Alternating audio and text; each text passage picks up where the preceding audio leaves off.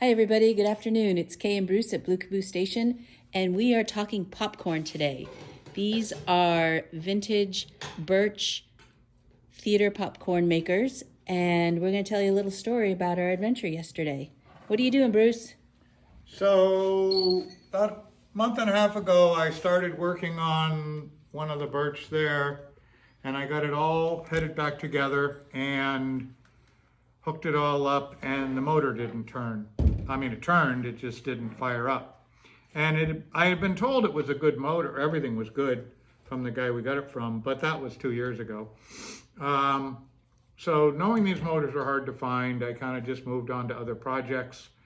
And then lo and behold, yesterday I was cruising Marketplace like we tend to do, and there were those two machines. The guy said the kettles got hot, but he didn't know anything about the motors.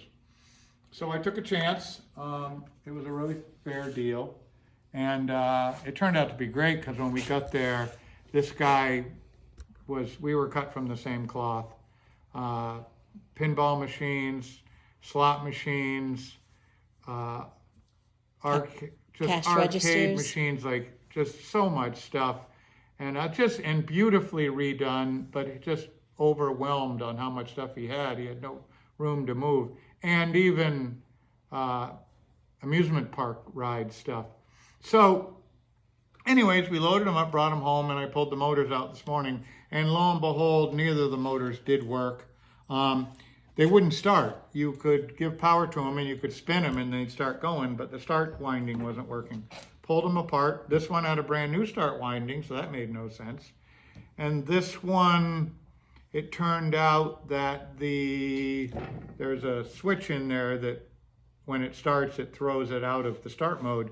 That was sticking. So I cleaned it up, put it back together. Still didn't want to do it, but then I figured out that some of the wiring was backwards. So I did get both of these working. And then I went back to this one, which was the one out of that far one, and used some of what I had been doing on this and thought, well, maybe lo and behold, it's got a broken wire. And that's what it had. Fixed that wire, put it back together.